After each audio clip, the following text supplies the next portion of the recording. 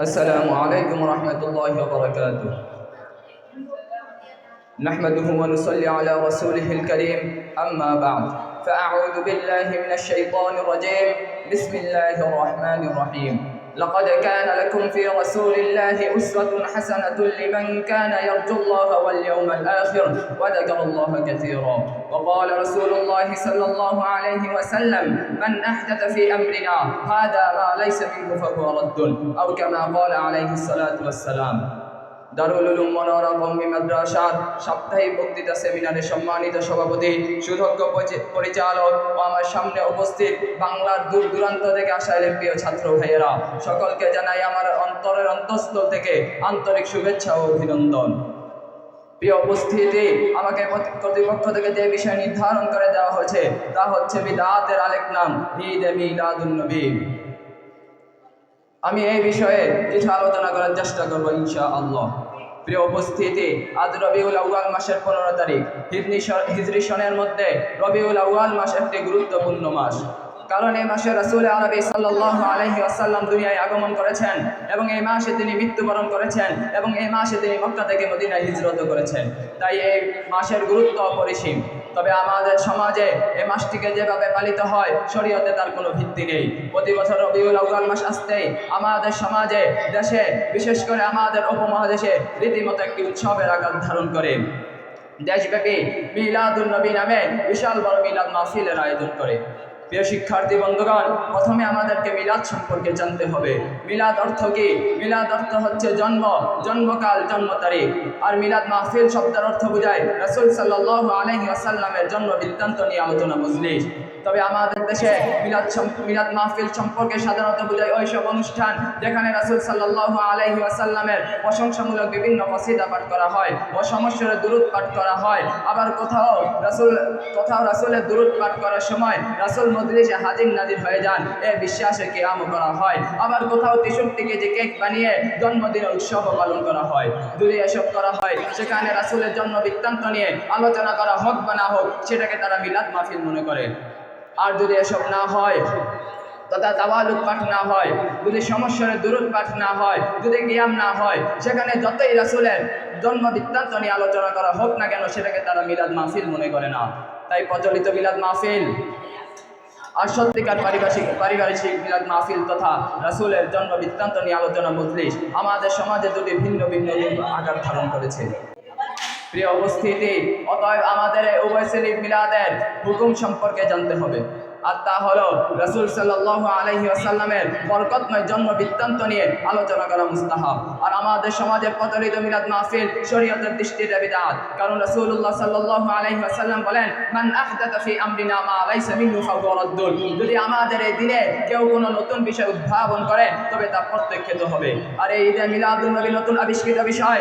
রাসূলের নবুয়ত প্রাপ্তির দীর্ঘ 23 বছর পর্যন্ত ছিল না, খোলাফায়ে রাশিদিনদের জামানায় ছিল না, তাবেঈন খয়রুল কুরুন 400 হিজরি পর্যন্ত ছিল না। প্রিয় উপস্থিতি, সুতরাং বোঝা গেল এই তথাকথিত ঈদে মিলাদুন নবী খয়রুল কুরুনের পর এক নম্বর ফিতনা। তার উৎপত্তি কোথা থেকে হয়েছিল যদি জানতে চান, তবে ইতিহাসের পৃষ্ঠাকে উল্টে দেখুন। 6ষ্ঠ হিজরি পর্যন্ত কোন সাহাবী, তাবেঈন, তাবেঈন, মুহাদ্দিসিন, ফকিহ, বুজুর্গ এর প্রচলন করেননি, বরং এই নব্য গোমরাহী সূচনাটা হয়েছিল ইরাকের মুসল শহরের অপচয়ী ও ধর্মীয় সম্পর্কে উদাসীন বাদশা মুজাফফরউদ্দিন কুকরি ইবনে আরবালের নির্দেশে। সর্বপ্রথম 604 হিজরিতে তিনি এই মিলাদ মাহফিলের প্রচলন শুরু করেন। তার অপচয় সম্পর্কে বর্ণনা থেকে আল্লামা যাহাবী রাহমাতুল্লাহ আলাইহি বলেন, কানা ইউনফিকু কুল্লা সানাতিন আলা মাউলিদিন নবী সাল্লাল্লাহু আলাইহি ওয়াসাল্লাম নাহওয়া 300,000। সে প্রতি বছরে মিলাদ মাহফিলে প্রায় 3 লক্ষ দিরহাম খরচ করত। তবে এই ব্যাপারে মিলাদের সপক্ষে দলিলাদি সম্মিলিত কিতাব রচনা করে বাদশার কাছ থেকে প্রচুর অর্থকরী হাতিয়ে নিয়েছিলেন দুনিয়া লবি দরবারি মৌলবী ওমর ইবনে দেহইয়া আবুল খাত্তাব। তার ব্যাপারে ইবনে হাজার আসকালানী রাহমাতুল্লাহ আলাইহি বলেন, সে আইম্মায়ে দ্বীন ও পূর্বসূরি উলামায়ে কেরামদের ব্যাপারে অত্যন্ত আপত্তিকর গালিগালাজমূলক কথাবার্তা বলেন। সে দুষ্টু ভাষী, আহমক ও অত্যন্ত অহংকারী ছিল এবং ধর্মীয় ব্যাপারে ছিল চরম উদাসীন। সুতরাং এই কথা সুস্পষ্ট যে মিলাদ প্রচলনকারীদের মধ্যে একজন হলেন ধোঁকাবাজ, বাটপার, প্রতারক বাদশা, আরেকজন হচ্ছেন সরকারের পাঁচারা গোলাম, স্বার্থান্বেষী দুনিয়ালবি দরবারি মৌলবী। এই দুই দরবারের অপপ্রচারের মাধ্যমে এই মিলাদ মাহফিল ও তুষ্ণ জুলুসের জন্ম হয়। প্রিয় উপস্থিতি, এই মিলাদ মাহফিল সম্পর্কে চার মাযহাবে চার ইমাম ঐক্যমত এটা বেদাত। আল্লামা আব্দুর রহমান মাগরিবি রাহমাতুল্লাহ আলাইহি তার ফতোয়ায় উল্লেখ করলেন মিলাদ কর্ম বিদআত। রাসূল সাল্লাল্লাহু আলাইহি ওয়াসাল্লাম, খোলাফায়ে রাশিদিন, ইমামগণ কেউ তা পালন করেননি এবং তা পালন করার নির্দেশও দেননি। প্রিয় উপস্থিতি, সুতরাং এই মিলাদ মাহফিলকে সুস্পষ্ট বেদাত ও গুমরাহি জানার পরেও যে সমস্ত মানুষ আশিকে রাসূল নাম দিয়ে এই মিলাদকে পালন করতে চায় তারা আসলে আশিকে রাসূল নয়, তারা আশিকে বাটপার।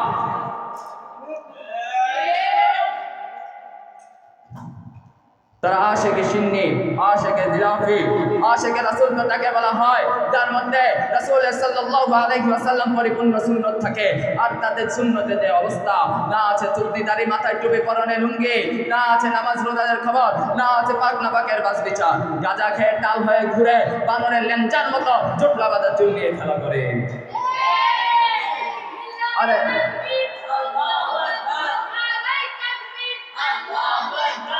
अरे बेटा आशिके रसूल যদি দেখতে হয় সাহাবীদের দিকে দেখ। হযরত হুযায়ফা ইবনে ইয়ামান রাদিয়াল্লাহু তাআলা ইরান বিজয় করার পর ইরানের শাহনশাহ কিসরা একবার আপ্যায়নে ডাকা হলো। যখন তিনি খাবার খেতে শুরু করলেন তখন তার হাত থেকে খাবারের একটি লোকমা নিচে পড়ে গেল। যখন তিনি পতিত লোকমাকে তুলতে গেলেন তখন পাশ থেকে এক ব্যক্তি ইশারা দিয়ে বলল, আরে তুমি কি করছো?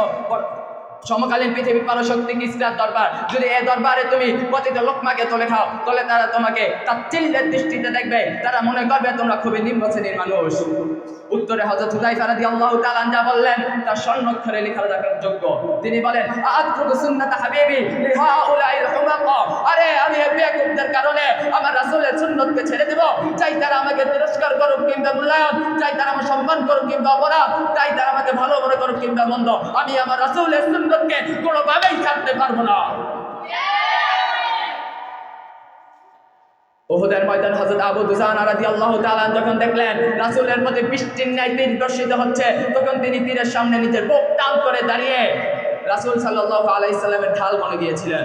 আশিকে রাসূল যদি দাবি করতে হয় তারা করবে, আশিকে রাসূল যদি মানতে হয় তাদেরকে মানবো, তোমাদের মতো বাটপারদের মানবো না। প্রিয় শিক্ষার্থী বন্ধুগণ, পরিশেষে বলতে চাই বাংলাদেশের ধর্মমন্ত্রী ডক্টর আফম খালেদ সাহেবকে উদারত আহ্বান জানাচ্ছি, আপনি সমস্ত মাজার পূজারীদেরকে, সমস্ত বাতিলদেরকে, প্রচলিত মিলাদ মাহফিল পালনকারীদেরকে আমাদের সাথে মুবাহাসে বসতে বলুন। যদি তারা মুবাহাসে দিতে দেয় আমরা তাদেরকে মেনে দেব, যদি আমরা জিতে যাই তাদেরকে আমাদেরটা মানতে হবে। অন্যথায় বাংলার টেকনাফ থেকে তেতুলিয়া পর্যন্ত যত মাজার পূজারী, কবর পূজারী, বাতিলদের, শিরকিদের, বেদাতীদের আড্ডাখানা আছে সব ভেঙে চুরে চুরমার করে দেওয়া হবে এবং প্রত্যেকটা বন্ধ বাবাকে চুলের মুঠি ধরে ধরে বঙ্গোপসাগরে চুলানো হবে, বঙ্গোপসাগরে চুবানো হবে ইনশাআল্লাহ। নাসরুল্লাহি ওয়া ফাতহুন করিম, অবশ্যই।